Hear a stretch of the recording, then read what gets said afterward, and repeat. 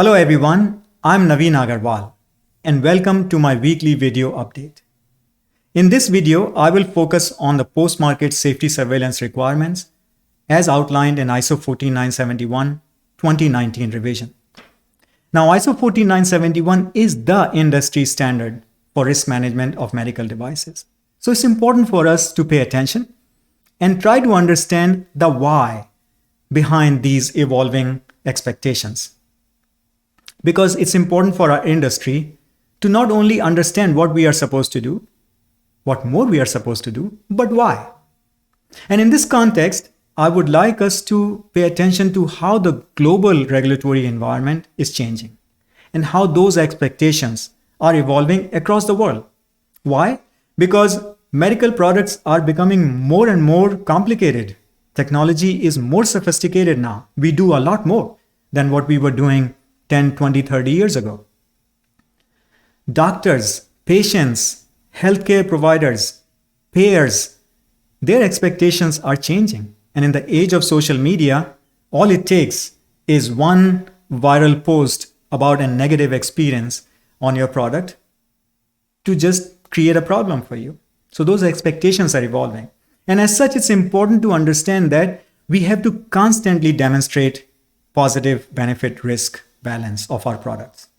And as if you have watched my videos before, you know that the question of benefit risk is essential, it's central to answering the question about safety and effectiveness of your product, which is what the regulatory authorities are mainly interested in making sure continues to stay that way.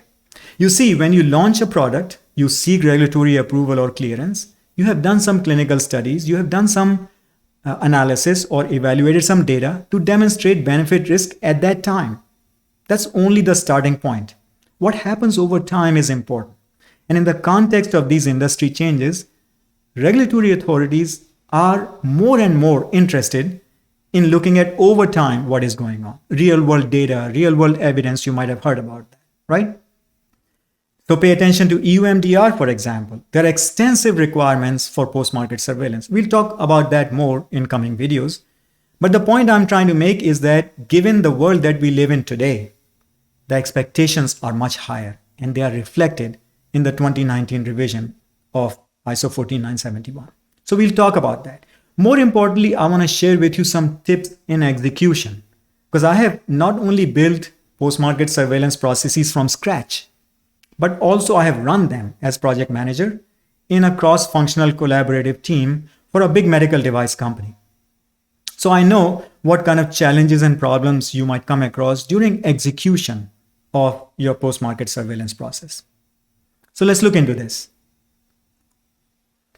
So I will talk about the overview of these requirements. I will not go word by word or I will not repeat the language of the standard, but high level, there are three key parts to it. Information collection, information review, and actions. More importantly, the expectation is that the process would be planned and systematic. So they want to see a plan, not just like an ad hoc random event that you do once in a while. So it should be a process, a planned systematic process. So let's look at the sources of information that you might want to look at.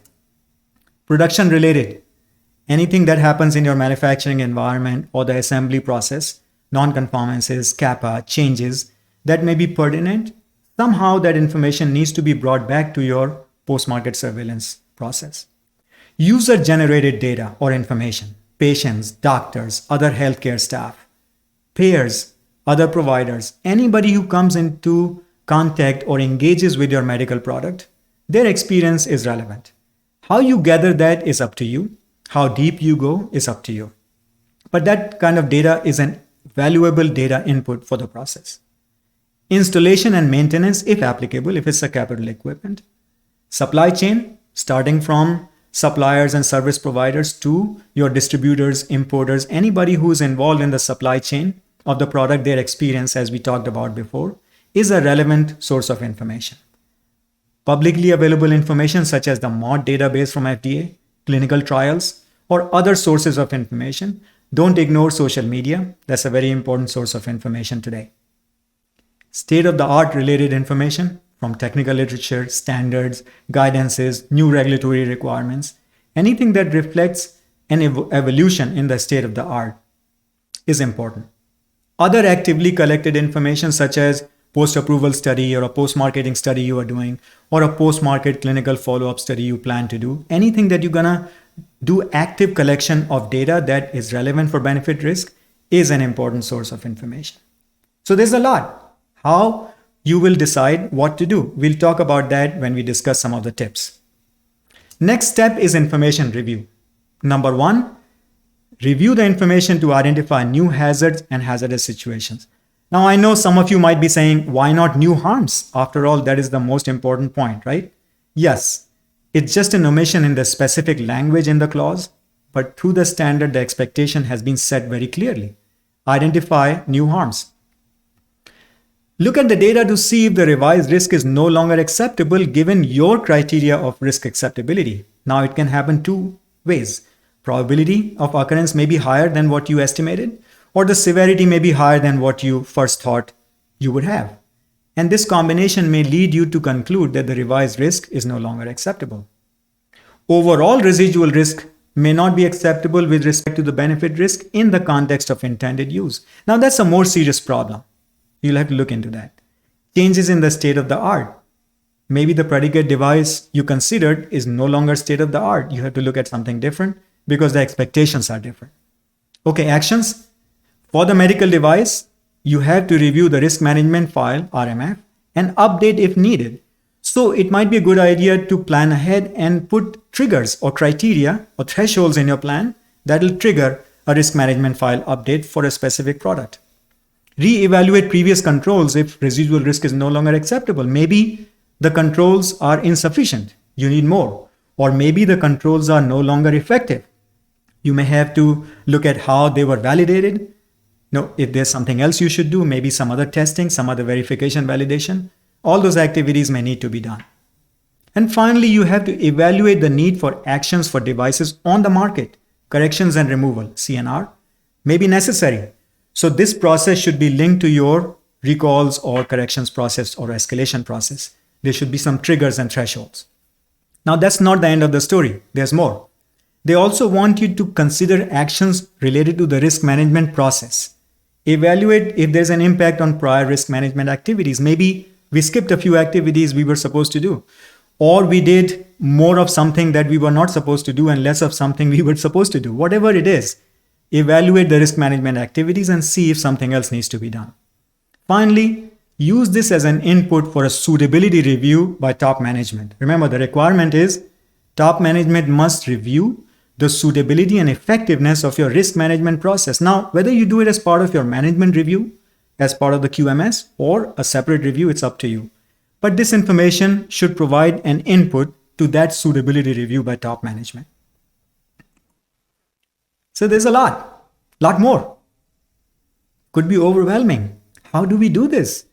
More importantly, how do we manage the expectations for a new product versus already existing mature products? How can we run the same process tailored for each? That's where the most important tip of having a post-market surveillance plan comes into place. And it's a requirement in EUMDR, but you might use that to gain efficiency and effectiveness in your system. Have a product-specific plan. If it's a new product and the level of uncertainty in benefit risk at the point of commercial launch is high, even though you have regulatory approval or clearance, make sure you have a plan that addresses that need to continue to lower that uncertainty. Maybe you have to review a lot more information, a lot more frequently. Maybe you have to analyze it differently than your routine trending and monitoring analysis. Maybe you have to do a little bit more, but specify that for that particular product. More importantly, don't forget to include a transition period, because hopefully very soon this product would have established its place in the market. Benefit risk would be quite confidently evaluated, and you must transition that into an existing product. So make sure you have a transition plan outlined in the product-specific post-market plan. How do you do it for an existing product? You could apply a family approach, if applicable, if you have similar products doing the similar intended use, similar patient demographic, and you have multiple years of post-market data. You could put them together, and maybe you can evaluate fewer sources of data. There will be some which are mandatory, but maybe fewer sources. Maybe you can tailor the frequency of that evaluation. Maybe you can limit the analysis that you can be automated. So you could apply that for specific products or product families which are rather mature in the marketplace. So within the umbrella of an overall post-market safety surveillance procedure, you could outline this requirement or provide this approach where a product-specific safety surveillance plan could be implemented. My final tip is make sure that you gain the commitment of every relevant cross-functional team member, not the entire organization, specifically for new product plans, because you will need people from manufacturing, from supply chain, you will need doctors, you will need R&D people, you will need your statisticians, you will need your quality regulatory people. Make sure you have dedicated commitment from their functional management of their role and responsibility as part of the execution of that plan. It is very important because I've seen just quality and regulatory department getting completely burdened with executing a post-market safety plan, and they have no way of getting time and commitment from other functions to actually do the work. So it's important to get that done upfront.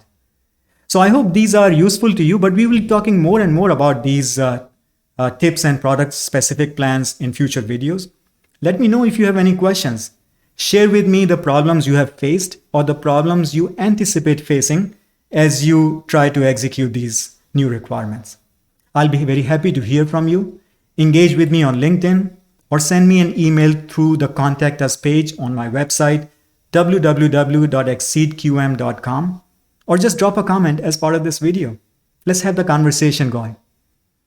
I wish you all success in this very important activity as part of your risk management process, and I look forward to hearing from you.